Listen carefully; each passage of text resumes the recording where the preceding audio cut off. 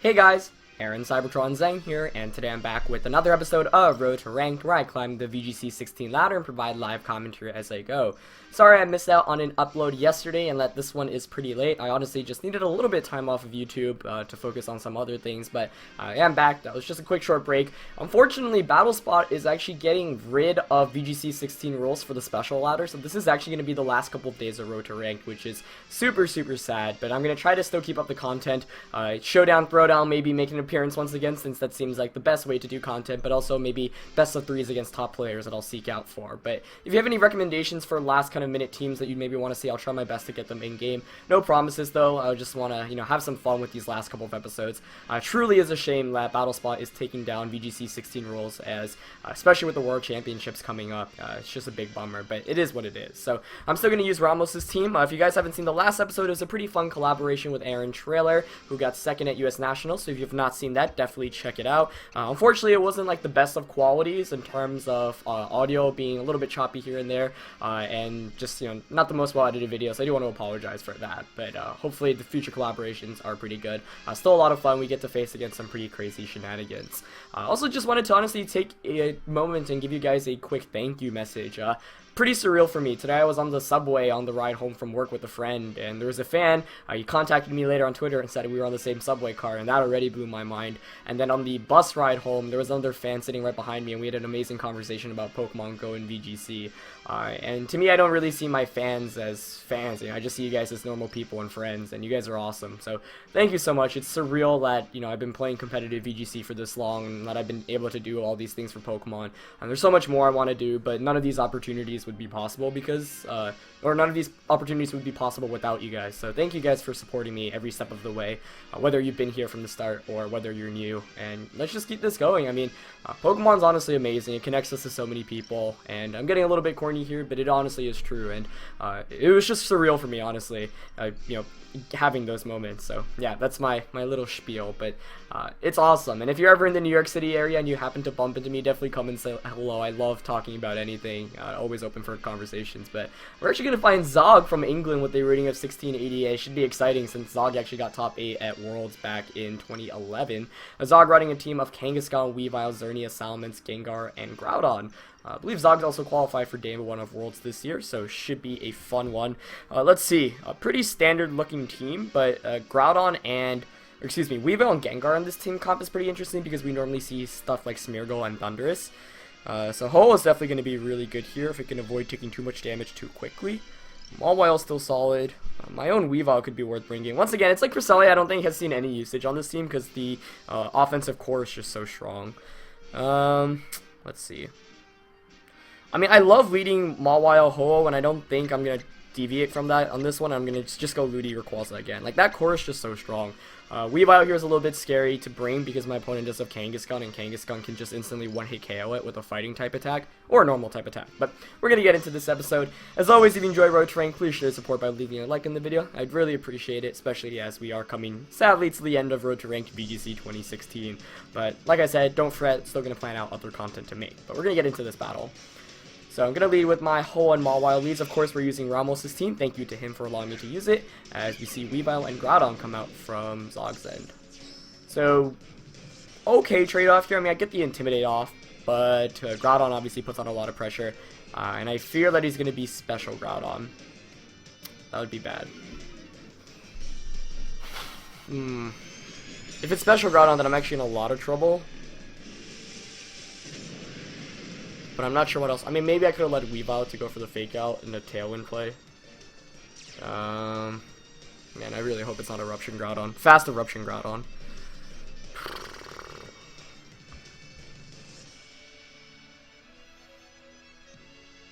I think I'm gonna go. I mean, I'm not expecting to get a Tailwind off, but I'll try.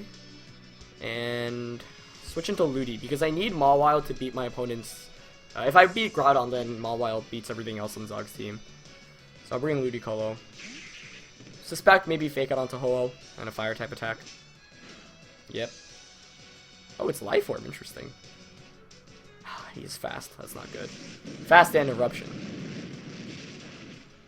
I think Eruption Groudon's the one real issue that this team faces. Like, I don't think I have any combination of Pokemon that can really help against it. Leading a Fake Out user like Weavile probably would have been beneficial, though, so... Like, I feel like Weavile, Ho-Oh... But then I can't bring Mawile. Like, it's just like I have to cut out one Pokemon. I don't know what that Pokemon should be. So I could get a Fake Out and a Tailwind off here, but that's not enough, because he can just Eruption again. And you probably just knock off Ludi. But I guess I'll Fake Out Groudon here. Because he shouldn't be able to knock out Ho-Oh. With Weavile. And if for some reason he does target down Ho-Oh, then that I can actually get a Tailwind. I mean, heal back with Roost. And he actually does target Ho-Oh, so that's good. So now I get to heal back with Recover in the latter turns. And I get my Tailwind up. The only issue now is what is he going to do? I could just Sacred Fire Weavile.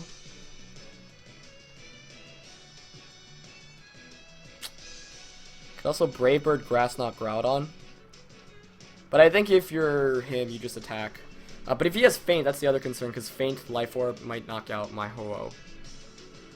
But the question is, do you predict a Rayquaza switch and an Icicle Crash that slot?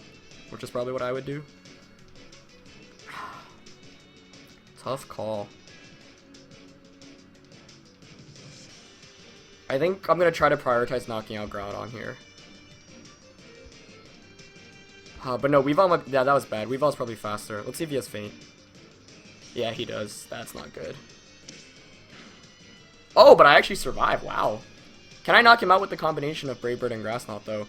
Losing Ho isn't good regardless. Like, the reason why I didn't want to switch out into Rayquaza there is because if he's faster, that does a good amount. I don't know if Grass Knot can finish it off, though. I sure hope so. That'd be really good for me. Yeah, if his Weavile is faster than Ludi, which I think it is. I actually don't remember how fast this Ludi is. Okay, nice. I pick up the knockout. That's good. That's at least a start. Because now I get my switch in back into my Weavile. So yeah, Feint not knocking me out there was nice, but you still got a long way to go to win this one. It also depends on what comes in right now. I did eliminate the biggest threat to Weavile, though, or to my Mawile, which is nice. But I definitely could have played a little bit better. It's going to be Xerneas coming in. That's very ideal for me. Intimidate obviously doesn't do anything, but he's basically forced to switch out right now, or sack Weavile.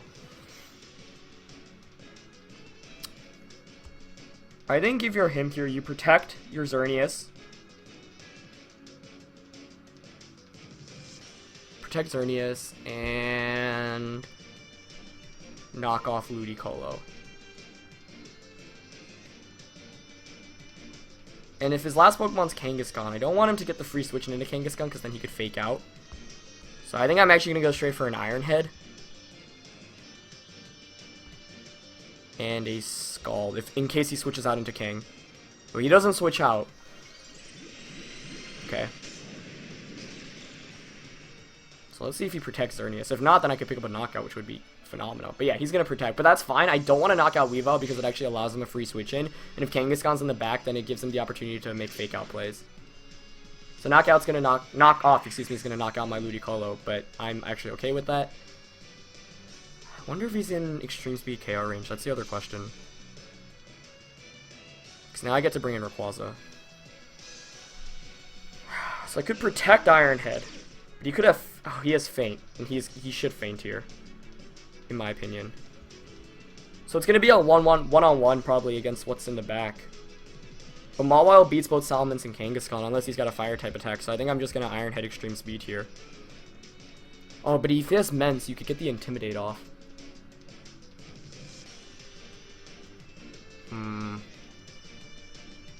So would you switch out of Mence? But then he could be in Sucker Punch Ice Extreme Speed KO range. Oh, he actually withdraws. Oh, that's a good play. Is that Mence coming in? Yeah. So I thought the switch would go away around the other way because I could have protected and he could feint a Dazzling Gleam, but he realized that that wouldn't be good. Very nicely played. Oh, that still is a lot. He's gonna Ice Cold Crush. Oh no, he fainted. I guess he really expected a protect, but that's kind of weird. Maybe hoping to break a Focus Sash? I forgot I even had Tailwind there. That's really good. If he Ice Go Crash there, I think I'd probably lose. I mean, Mawile could solo through, but against 3 Pokemon at once, it's just not enough.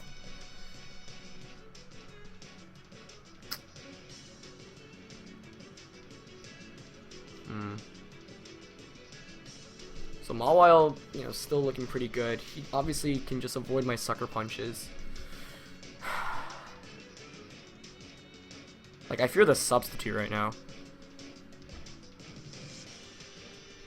I think I'll Sucker Immense, Extreme Speed, Weavile. Okay, he stays in. Could go for something like Tailwind, though. Oh, this is so stressful. Think Sucker can still knock out Immense? Oh, I'm not honestly sure. Okay, he protects. That's fine. Huh. Okay. I can understand the Fame play last turn if you're expecting to protect, because if you break the Sash, then that's really good. But that's why I just went full on offense. Okay, so Xerneas comes back in right now, obviously. Still not over by any means, but it's looking much better than it did a couple turns ago. Because the Mawile was able to be conserved.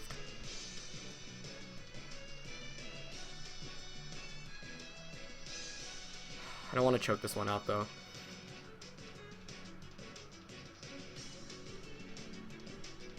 Because I feel like you want to avoid... If I Extreme Speed into Mence, he gets a Dazzling Gleam off. And he protects Mence. I don't even know if Extreme Speed will knock out, that's the issue. So I think I want to protect right now with Rayquaza. But he could have a Fire type attack. Ugh. I think I'm just going to Iron Head Extreme Speed. I think Extreme Speed with Life Orb can still pick up the knockout. He might go for the double with Mence. He doesn't. Okay, can Extreme Speed knock out Mence? Life Orb -1. Oh no. Oh, but he double edges.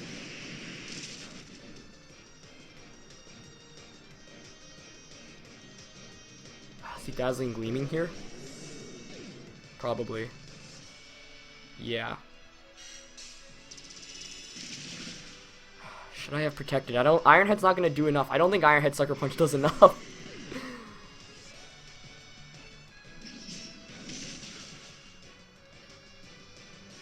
Okay, I'll take that. I will take that. That still does so much damage. Wow. Yeah, I mean, could I have done anything better there? I guess I could. No, I actually think I played that correctly. I think. Because if I protect, you just get double edge Dazzling Gleam damage. I mean, I could Sucker Punch Extreme Speed, but this actually works out nicely. But now we have Sucker Punch Mind Games. But the thing is, he also, like, Timer's on my advantage right now. Because he's probably going to want to maybe take a turn to Geomancy. Like, I have 7 turns to go for a Sucker Punch. But this is actually kind of crazy. And I've wasted 1 PP, obviously. So he's going to protect to burn a turn. Yep, that's fine. I should be alternating between protects, I believe, as well. Yeah, it's crazy that, like, we're in this position and he can still win. But with 6 Sucker Punch PP turns,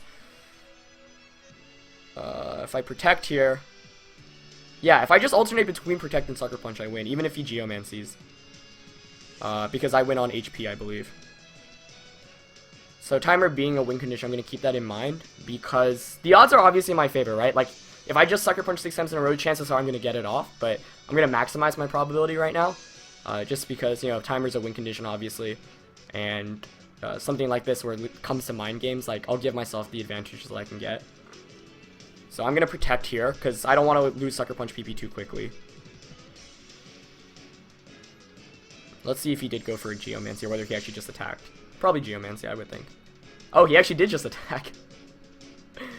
I mean, now you can just go... I'm going to keep on alternating, right? Because that's like, what, 12 turns worth? Then timer-wise, I end up winning from that. So I could have just Sucker Punched last turn. But I'm going to play it safe here. I know some players maybe not are the biggest fan of Timer, but when you're in a position like this is what I would do in a real VGC tournament, because you know you basically should have the win, even if you don't use the timer to your advantage, but, you know, why not, like, play to all your outs and force your opponent and put some pressure, right? Like, when they see the timer clicking down, a lot of the times they might also, like, try to play a bit more aggressively, knowing they have to go for an attack. So, this, like, puts on kind of a mental mind game pressure against your opponent as well. And with so much PP left, that should be good. Yeah, he's gonna protect here. Zog is a world-class player. I mean, he got top 8 of the World Championships years back, so, you know, can't underestimate him. I think I'm just gonna Sucker Punch here, since there's not enough time for him. If I take the full amount of time each turn, like, I'll win the game just off Sucker Punch. So I'm sure he's feeling the pressure, but got 5 PP left. Kind of want to just go for it. Like, I just want to use Sucker Punch 5 times in a row. I don't know if he's counting either, but this is a game that I have won at this point. And I'm just going to make sure it's a 100% win. But, let's see. 5 PP. Yeah, let's just go for it here. He goes for the double. So, it's going to keep on going. But, I'm not going to play too quickly. There are 4 turns left. Or, I've got 4 Sucker Punch turns. That's enough for 4 turns of game.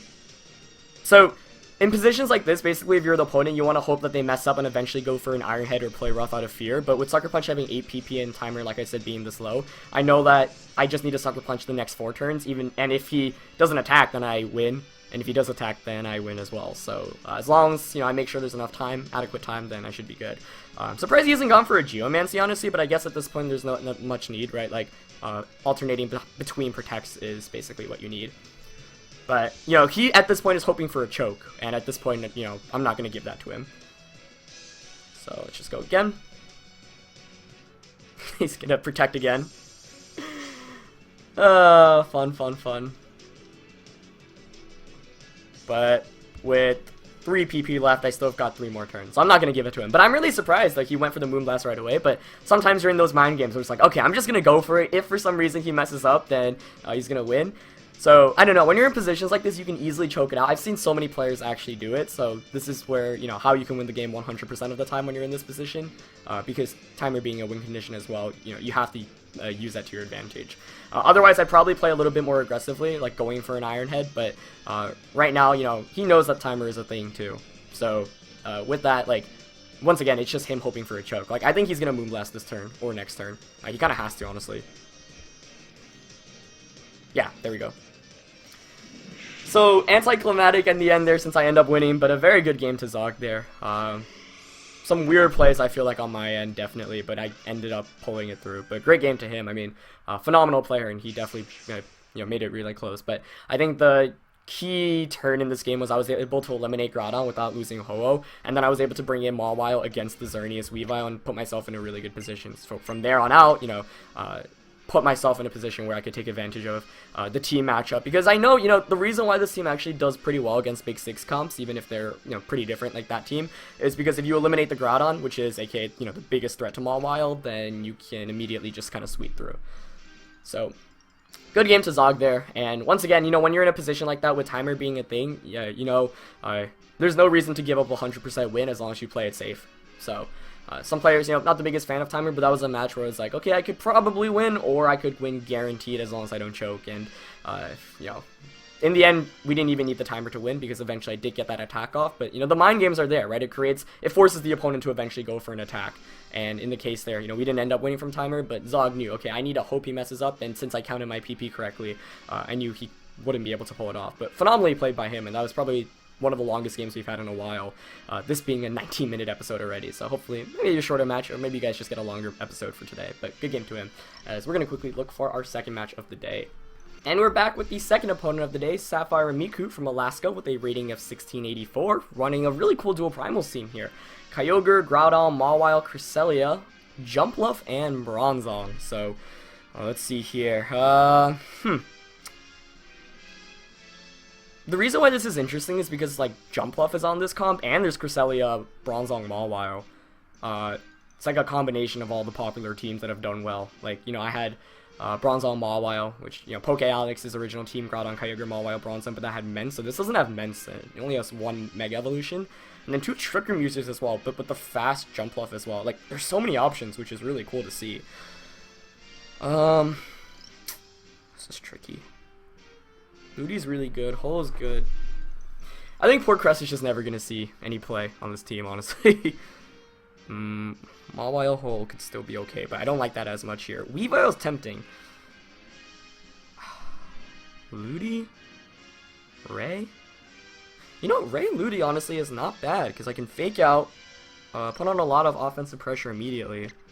I still want Holo. Weavile's good against the Trick Room users. But I guess Holo in general is bulkier. And it's like if I can eliminate the Kyogre, then Holo has a really good time. So yeah, changing things up a lot this time actually. And the reason why I'm going Weavile Rayquaza as a lead is because if my opponent leads Groudon Jumpluff, then the Jumpluff won't be able to have the Chlorophyll boost, and that's a big deal. So, you know, Airlock being a thing and able to negate those weathers is a very big deal as well. We're going to get into the second game. I'm really excited. It's a really cool team, and it's a combination of everything popular we've seen recently. You know, like Bronzong making a reappearance, the Cresselia Bronzong be on Aaron Trailer's team, Groudon Jumpluff being on Arashimadi's winning national championship team, and we saw it a bit too. The screen is black. What the heck? Okay. I thought it was one of those glitches where like they just make you disconnect immediately, but fortunately not. So we see Crest Groudon as a lead. This could be really good. So the question is, does my opponent let me get the Scald off? Because fake out Dragon Ascent onto Crest is a very obvious play. So it's like I could just Scald into your Groudon, because if you're my opponent and you protect, that's pretty risky. I mean, sorry, it's not risky. I really want to Scald. Could be so bad for me, too. Especially if he has Ice Beam.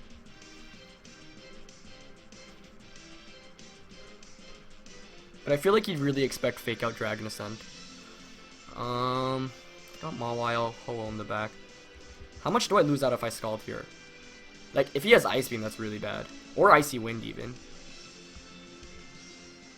I want to play aggressive here. I really want to do it. My heart's just telling me to do it. I could also Scald Protect. But I think I'd want damage on Crest.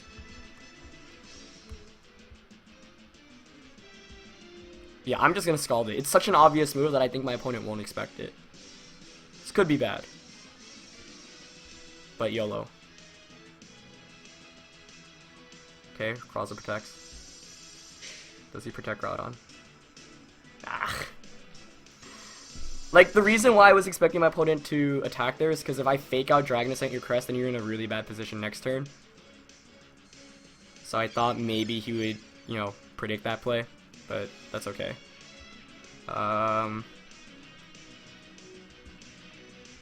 Yeah, that ends up being really bad for me now. That was too obvious.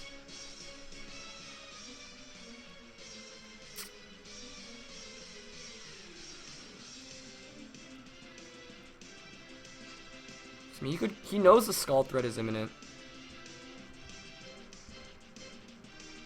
You could Gravity Precipice Blades.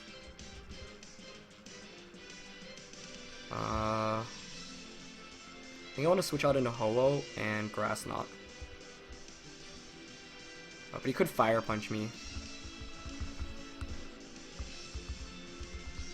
Okay, I went for a double protect. That's a terrible play. Oh, he withdraws Groudon. Okay. Into Kyogre? Mawile. Huh. Okay. I'll take that. I didn't want to double protect there, but it should work out here. Double switch. Kyogre? You know, that play makes a lot of sense, actually. So if I withdraw Rayquaza into Holo, I might have actually just been able to knock out the Mawile. If I get a burn here, he's in a really bad position. But I feel kind of silly for that turn 1 play. Let's see. Can we get a burn? 30% chance. That'd be really nice. No, burn. Oh, wow! I didn't even lock in and I get a Dragon Ascent off. That's cool.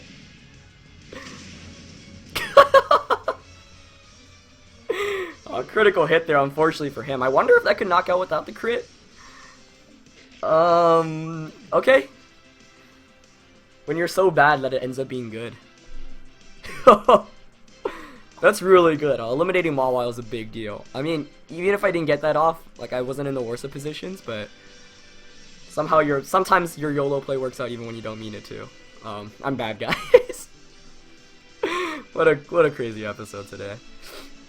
Now let's see what comes in, because I'm in a good position right now. Like, this is so good right now. Oh my gosh. Oh, this is too delicious. I'm just gonna Grass Knot him and protect, yeah. He might protect Kyogre, but like I can just keep on Grass Knotting Kyogre. I'm gonna withdraw Rayquaza out next turn into Mawile since I don't need Mawile at this point.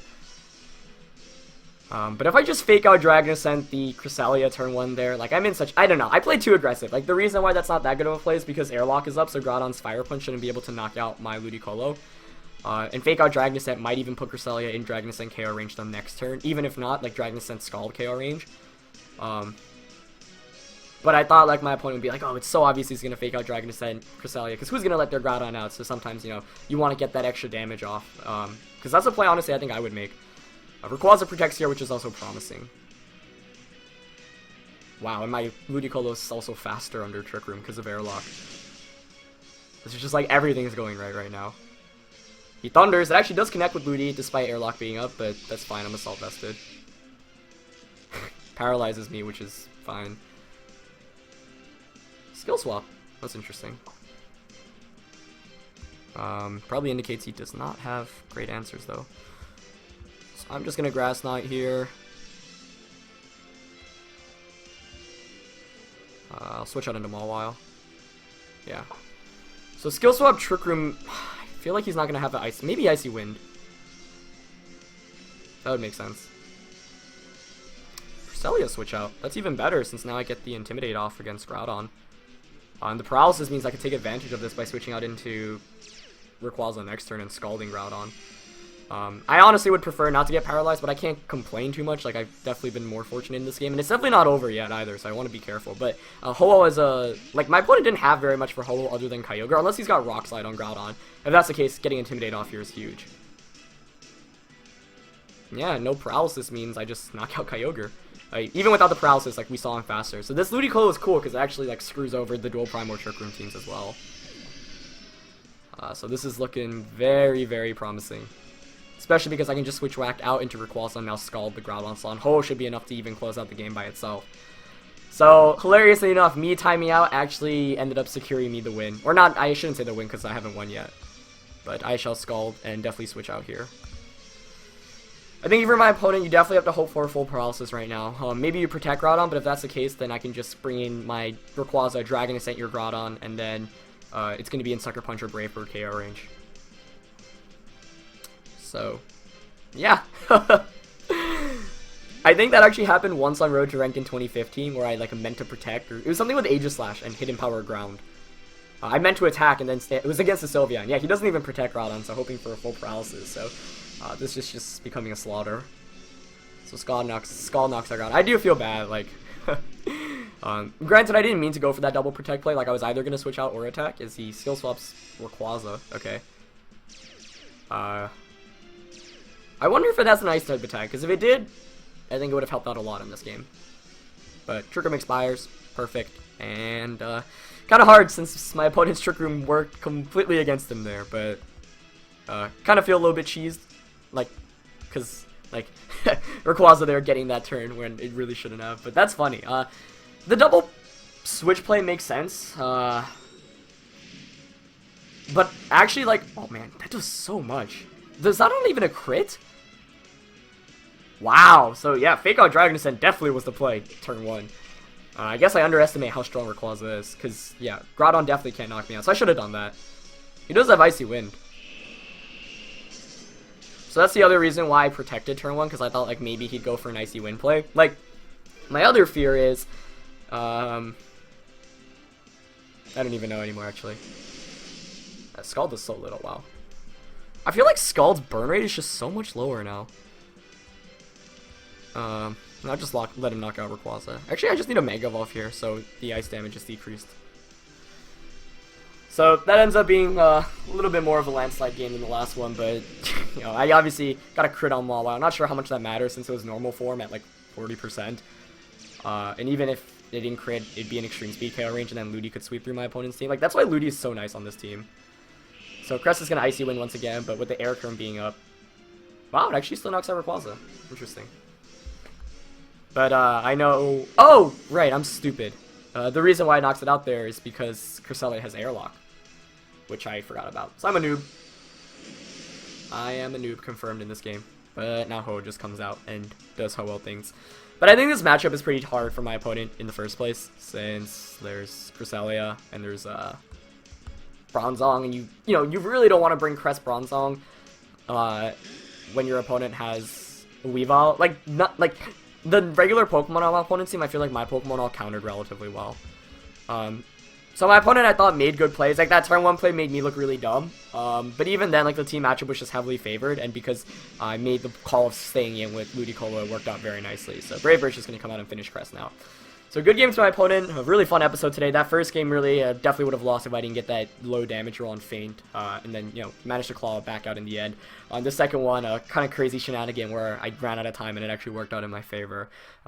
Like I said, I feel like I could have won anyway, but great game to my opponent there. I thought, she played really well, or he played really well, given the conditions. And I do feel silly because I just fake out Dragonus then to turn 1 the next turn. Like, if I do that, I basically win the game, which is why I was so sure my opponent wouldn't do that. So instead, my opponent made me look a little bit silly. But really fun episode for you guys today. And sorry for the late upload, but I'll keep it up. And yeah, only a couple of days of Road to Rank left, unfortunately, but hopefully we get some fun ones. This one was definitely one of the more fun ones. Hope you guys enjoyed this episode. As always, leave a like if you did, and I'll see you guys next time. Alright, peace.